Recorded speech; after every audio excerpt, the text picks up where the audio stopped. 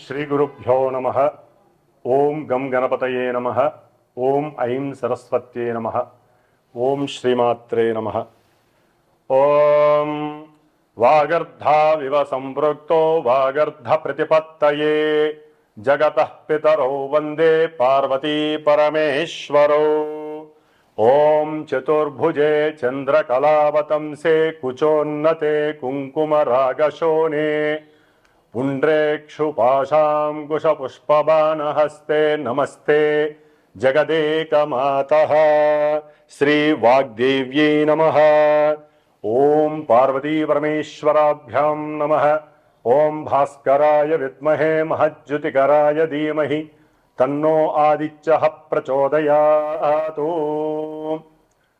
నిత్యము కూడా సనాతన ధర్మాన్ని ఆచరిస్తూ ఈ యొక్క భరతఖండంలో జన్మించినటువంటి సమస్త మానవులంతా కూడా ఈ యొక్క ఛానల్స్ ద్వారా అంటే భక్తిని ప్రేరేపించేటటువంటి మన యొక్క శాస్త్రధర్మంలో ఉన్నటువంటి నవగ్రహ జ్యోతిష్యాన్ని మరి అత్యంత తెలివిగా ప్రదర్శిస్తున్నటువంటి ఈ యొక్క ఛానల్స్ ద్వారా ఎన్నో కోట్ల మంది ఖండాంతరాల్లో ఉండి కూడా ఈ యొక్క జ్యోతిష్య పరిజ్ఞానాన్ని వింటూ ఆస్వాదిస్తూ వారికి కలిగేటటువంటి ఇబ్బందికరమైనటువంటి పరిస్థితుల్ని ముందుగా తెలుసుకొని వాటిల్ని చక్కబెట్టుకొని, ఎందుకంటే ఈ యొక్క గ్రహాలు మొత్తం కూడా మన యొక్క మనసు మీద ప్రభావితం చేస్తాయి కాబట్టి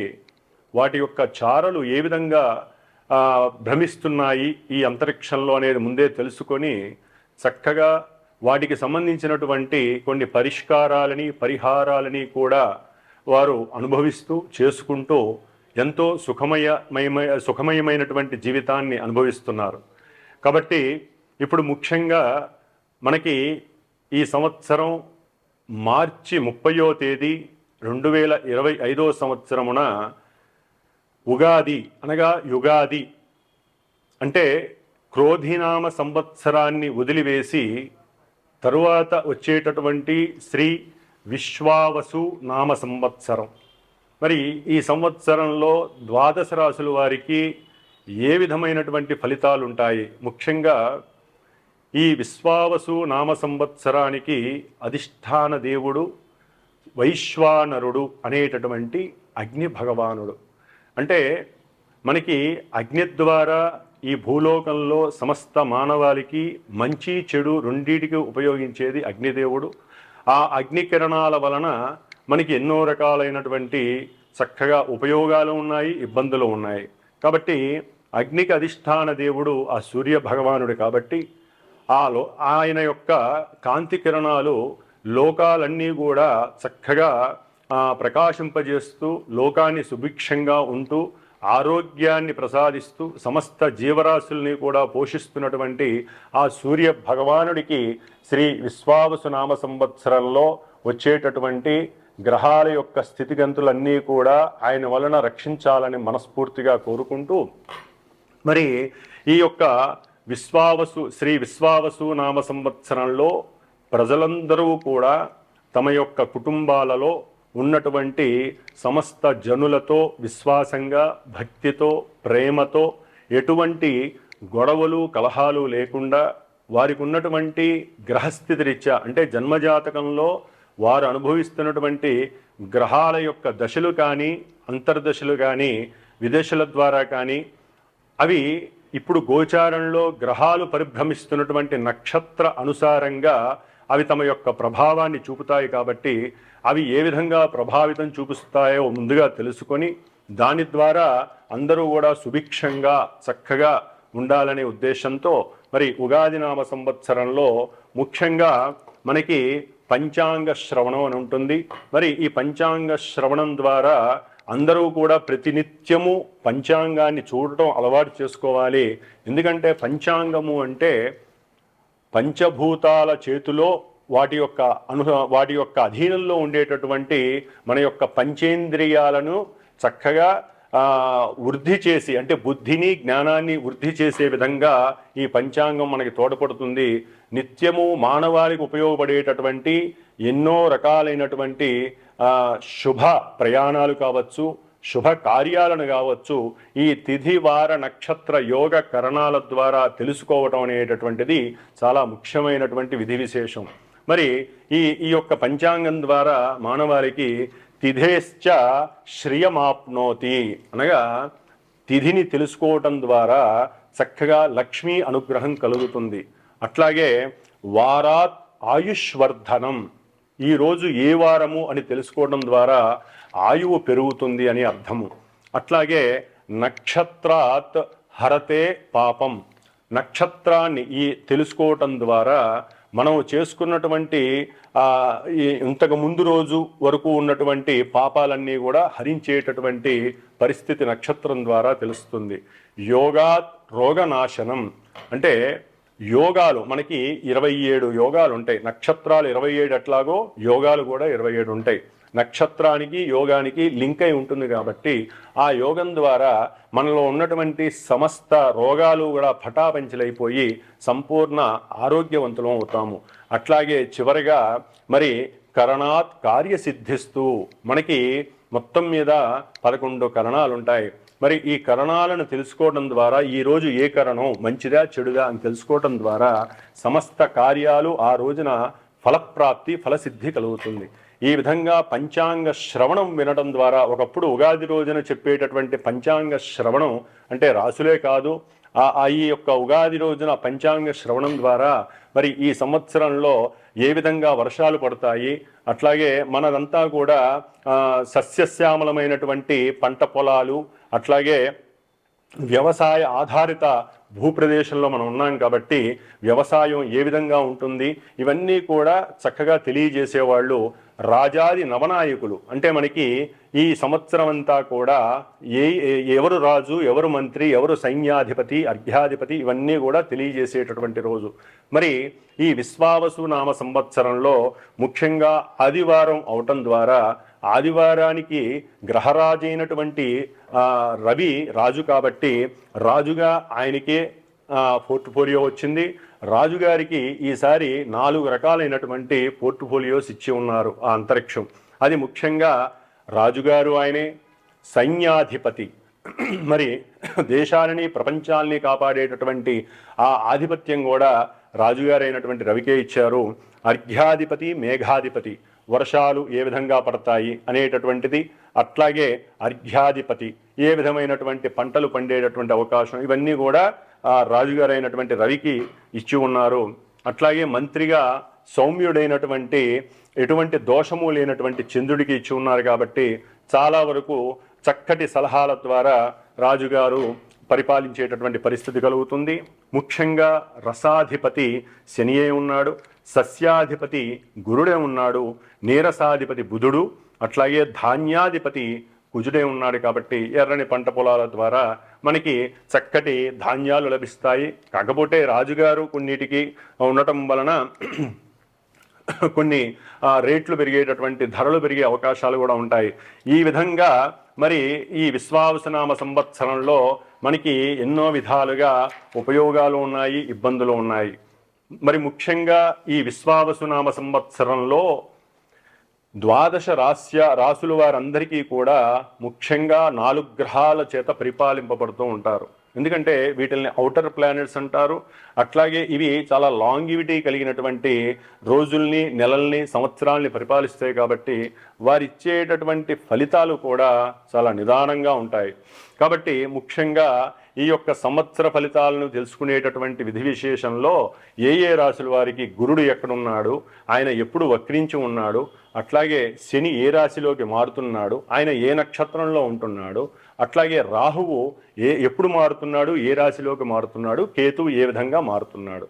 అంటే గురు, శని, రాహు, కేతువుల యొక్క రాశుల యొక్క మారటము, నక్షత్రాలు వారు ఏ నక్షత్రాల్లో ఉంటే ఆ నక్షత్రాలకు సంబంధించిన ఆధిపత్య పోర్ట్ఫోలియోస్ని వారు ఆ రాశులకి ప్రసాదిస్తారు. కాబట్టి మరి ఎప్పుడెప్పుడు వారు మారుతారు, అట్లాగే ఏ ఏ రాశుల వారికి ఏ విధమైనటువంటి సుఖ సౌఖ్యాలు ఉంటాయి, వ్యాపార అభివృద్ధి ఉంటుంది, ఇవన్నీ కూడా మనకి కావలసినటువంటి శుభకరమైనటువంటి విషయాలన్నీ కూడా మరి ఈ శ్రీ విశ్వావసునామ సంవత్సరంలో యుగాది సందర్భంగా మనం ద్వాదశ రాశి ఫలితాల్ని తెలుసుకుందాము. అట్లాగే ప్రతి ఒక్కరూ కూడా ఈ ఉగాది నామ సంవత్సరంలో మర్చిపోకుండా ఇప్పటి నుంచి మనసులో సంకల్పించుకోండి. ఉగాది అంటే గొప్ప పండగ. నూతన వస్త్రాలను పొద్దున్నే ధరించడం, స్నానాలు పూజలు చేసుకొని అట్లాగే చక్కగా తిలకధారణ కంపల్సరీ చేసుకునేటటువంటి అలవాటు చేసుకోండి. తిలకధారణ వలన ఆయుష్ పెరుగుతుంది, అవతల వ్యక్తులు వశీకరణం అవుతారు. అంటే మనకి శుభకరమైనటువంటి వ్యాపారస్తులు కావచ్చు, ఉద్యోగస్తులు కావచ్చు, వివాహం కానివారు కావచ్చు, విద్యార్థులు కావచ్చు, కుంకుమ ధారణ వలన పొందేటటువంటి లాభాలు అన్నీ కాదు, కుంకుమ ధారణ లేకపోవటం వలన మనలో ఉన్నటువంటి షట్చక్రాలన్నీ కూడా నిద్రావస్థలోనే ఉండి చైతన్యం అనేటటువంటిది జరగదు. ఆజ్ఞాచక్రంలో ఎప్పుడైతే మనం తిలకధారణ, దాన్ని బొట్టు అంటారు, స్త్రీలే కాదండి పురుషులు అందరూ కూడా ధరించగలిగితే గనక చిన్నదో పెద్దదో, ఎరుపుదో తెలుపుదో గ్రీన్దో ఎవరికి నచ్చిన కలరు వారు కంపల్సరీ తిలకధారణ చెయ్యండి.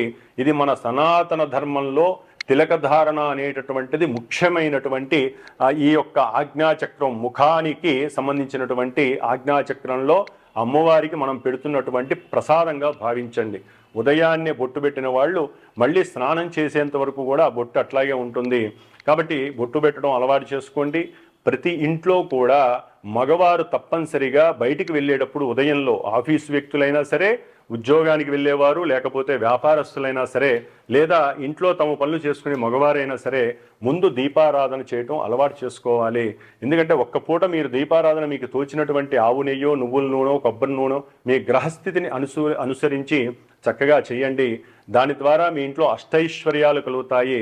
స్త్రీలు తర్వాత చేసే వాళ్ళ దీపారాధనలో పూజలు వారు చేసుకుంటారు. మగవారు మాత్రం దీపారాధన చేసుకొని భగవంతుడి నమస్కారం చేసుకొని బయటికి వెళ్తే ఆ ఇల్లు ఎప్పుడు సుభిక్షంగా ఉంటుంది.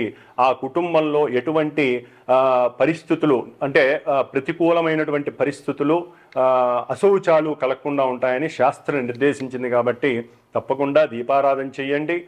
ముందు అవతల వ్యక్తితో మాట్లాడేటప్పుడు ప్రశాంతంగా, నిర్మలత్వంగా, నిర్భయంగా, ధైర్యంగా, ఎటువంటి మనసులో అసూయ, ఈర్ష్య, ద్వేషాలు లేకుండా చక్కగా మాట్లాడటం అలవాటు చేసుకోండి. దాని ద్వారా గ్రహస్థితుల్లో ఎంత లోపాలున్నా కూడా ఆ గ్రహాలన్నీ కూడా మీకు దాసోహం అవుతాయి. మన యొక్క మనసే మన యొక్క గ్రహస్థితి అని అందరూ తెలుసుకోవడం చాలా ఉత్తమం. ఓం శ్రీమాత్రే నమః. కన్యారాశి వారందరికీ కూడా శ్రీ విశ్వావసునామ సంవత్సర యుగాది శుభాకాంక్షలు. కన్యారాశి వారికి మరి మే 14 వరకు కూడా గురుడు భాగ్యస్థానంలో ఉండి చక్కగా కొన్ని కార్యక్రమాలని ఆయన ధనపరంగా, ఆర్థికంగా వీరిని లాభపెడుతూనే ఉన్నారు. వ్యాపారాల్లో చేసే వృత్తి వ్యాపారాల్లో కొన్ని ఇబ్బందులు కలిగినప్పటికీ కూడా ఆర్థికంగా నిలబడే పరిస్థితిని వీరు కొన్ని రోజులు బట్టి వీరికి ఇస్తున్నారు. అట్లాగే భార్యాభర్తల మధ్య ఏదైనా ఇబ్బందికరమైన పరిస్థితులు ఉన్నప్పటికీ గురువు యొక్క దృష్టి చేత కొంత ఆ ఎడబాటుల్ని, అట్లాగే వాయిద్యాలని, బంధువుల యొక్క ఇబ్బందులు, బంధువుల వల్ల కలిగే ఇబ్బందుల్ని, ధన నష్టాలని కూడా గురుడు యొక్క దృష్టి కొంతవరకు ఆపిందనే చెప్పుకోవచ్చు. అయితే ఈ యొక్క గురుడు మరలా వీరికి దశమ స్థానంలోకి వచ్చేసరికి కన్యారాశి వారికి వ్యాపారంలో చక్కటి ప్రతిమని, పటుత్వాన్ని కలిగి ఉంటారు. చక్కటి జ్ఞానాన్ని వారు ఆర్జించుకున్నటువంటి జ్ఞానాన్ని ఇప్పుడు ప్రదర్శించి అఖండమైనటువంటి తెలివితేటల ద్వారా వ్యాపార విస్తరణని చేసి వ్యాపారాన్ని 3 పూలు 6 కాయలుగా వృద్ధి చేసుకునేటటువంటి పరిస్థితి కలుగుతుంది. దాని ద్వారా వీరు గృహ నిర్మాణం చేసే పరిస్థితి కూడా కలుగుతుంది.